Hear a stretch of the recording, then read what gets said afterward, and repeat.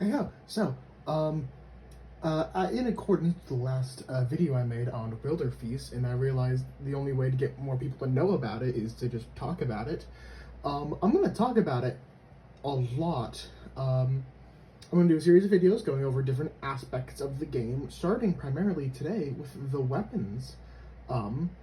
Very excited for that.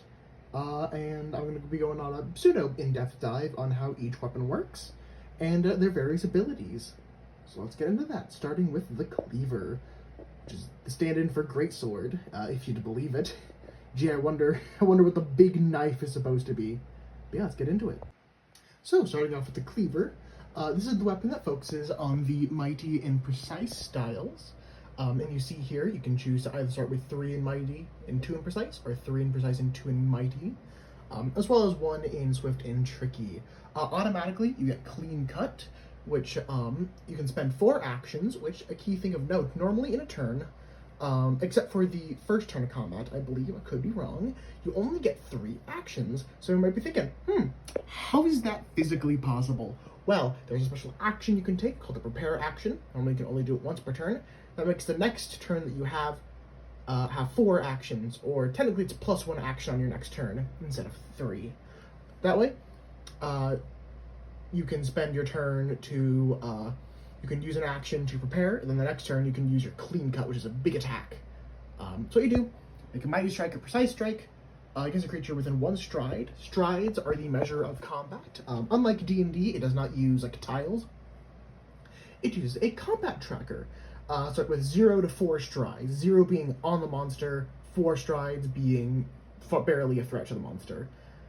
Basically, if you're really close to it and you succeed, you do an amount of damage equal to the roll of the action dice, which is that D8 or either D20, like I mentioned, times 2 part damage. And if you fail, you become exposed. Exposed is a status that makes it so that, like, whenever you take damage, I believe it's doubled. And part damage is a type of damage that targets parts, pretty self-explanatory, and does both damage to the monster and degrades the durability of the part. Durability I'll go over later. Actually, I'll go over it at the end of this, because all of the tools have it as well. But basically you can break items and parts, and that's what part damage targets. You get that for free. Then you get 3 of these bad boys, which are the beginner techniques. First off, you have Big Fucking Sword, one of my favorite. It costs 3 stamina, which is both your health and your ability resource pool. You can automatically frighten a human. Medical training, which is passive. You can end a level of wounded, which is how HP works. Whenever you expend all of your stamina and then would go under it, either by using an ability or taking damage, you'll gain a level of wounded. Finally, waste not. After you finish the feast, which is what happens after a hunt, you gain 1 serving of this ingredient, the best bit, which makes you permanently get a better style, which is really good. All in all, the cleaver is really fun. Good for if you want to be doing big things all the time, but it's fairly slow and cumbersome, so you need to really make your hits count. Next up, we have the mitts. The mitts are one of my favorite weapons in the game. This one, it focuses on the mighty and swift, as you can see up here. The one that you get for free is Close and Personal, where you get advantage on strikes against a creature within 0 strides. Mitt is all about literally being up in the monster's face. 0 strides, hitting them hard. Advantage, what that does is, normally, on a d6, you succeed on a roll of 5 or higher, so a 5 or a 6. Advantage brings that down to a 4 or higher. Same with disadvantage, brings it up to a 6 or higher, which is impossible, so without modifiers from your skills. And so this just makes it when you are in the monster's face, you're hitting them easier. Then its other things are Armored Reach, where basically you're not going to be taking passive damage. So like when you hit someone and they have spikes, if they have spikes normally that would hurt you, but if you choose Armored Reach, you're fine. The next one, I Got You. You can pick someone up who's hurt and carry it around, which is very fun. And my favorite, just because of the name, Strong Grip White Hands. It lets you climb, dig, and swim really easily. Mitts is one of my favorite weapons in the game. It has so much character. It just its features of this, like this dude. I think his name was Frog. like spunky little dude who wants to punch you real good, and he will punch you real good. Real good. Next up is the Pan. A very fun one. This one focuses on Mighty and Tricky. You start out with a Steel Shield, where the durability increases by 30. The baseline for tools is 20, so you have 50 durability, meaning you need to take 50 part damage before your tool breaks. When a part or a tool breaks, it gets a secondary characteristic. For tools, I believe it's just you do half damage, basically, until it's repaired. Then the abilities you can choose from are Bouncing Throw, where you can make a range attack with it. And if you do enough, you stun the creature. Centering Stance, where whenever you basically heal or restore stamina, you can end conditions. And Mirror Surface, where you can taunt. Taunt is an action to make yourself the target of a monster. This, in general, is a really good tank. Specifically, honestly, with the Mirror Surface feature, a lot like MMO tanks in particular, where you want to be the center of attention, and you want to be making it so that you're the one taking damage instead of everyone else. It's a lot of fun, and quite unique, as are the rest of the weapons. Next up, we have the Spit. This one focuses on Precise and Swift. The starter one is Flurry of Motion, where you can spend 5 stamina and gain extra actions if you're on the hunt. The hunt is the phase where you're fighting the monster and tracking them down, or tracking them after they run away. I'll go over the different phases of the game at another time. The features you can choose from them are Dining Etiquette, where you basically... this one's a lot more RP focused and travel focused. You can basically know what actions they will and won't like for a given community.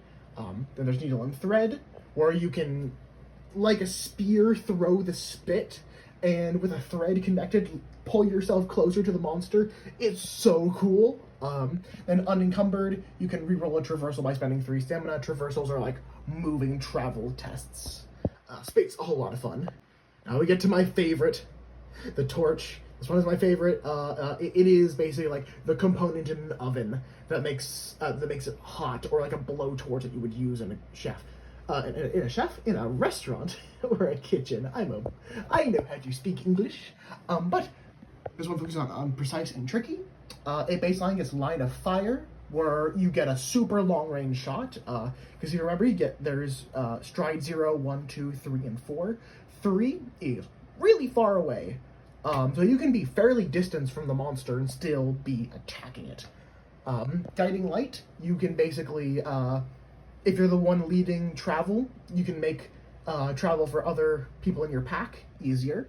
Preheat, where basically you can superheat an ally's weapon and make it so that they burn the opponent, which is a lot of fun. And Quick Condition, where you can cook extra meals at camps. Meals are how you get temporary power-ups in the game, so that's really good. Torch is my favorite. I mentioned in the previous video something called Thermonuclear Arc Fire Blast. You'll see it's not here. That's because there's higher level techniques that I think I'll go over in a video after this.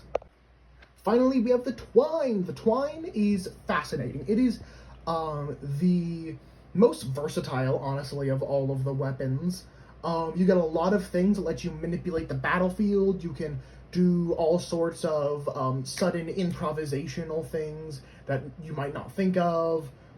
It's genuinely super interesting. Every pack should have one. You can see here, focuses on Swift and Tricky. You start off with Lasso and Leash, where you can basically move yourself or a creature 1 stride across the battlefield, which is really solid.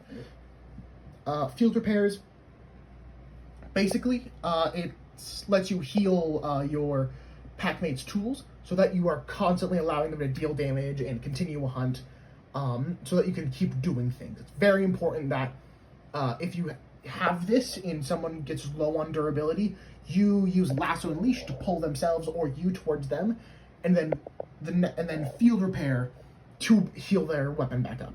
It's really useful. Snare costs 2 actions. You make a tricky craft, and if you succeed, the next time a hostile creature moves towards you, you can trap it, basically, where you deal part damage and it can't move until the start of its next turn, which is really solid.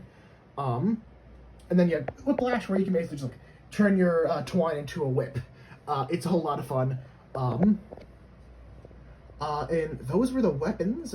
You might have noticed what each weapon has a unique combination of traits and styles. And so Cleaver is the only one with precise and mighty. Mitz is the only one with mighty and swift. Pan is the only one with mighty and tricky, and so on and so on.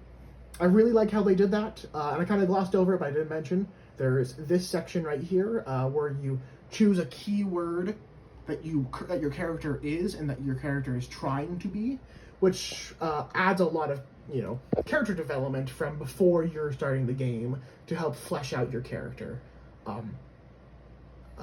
Again, love these weapons and just how much they actually focus on the concept of these are Monster Hunter weapons, or Monster Hunter style weapons brought into a TTRPG.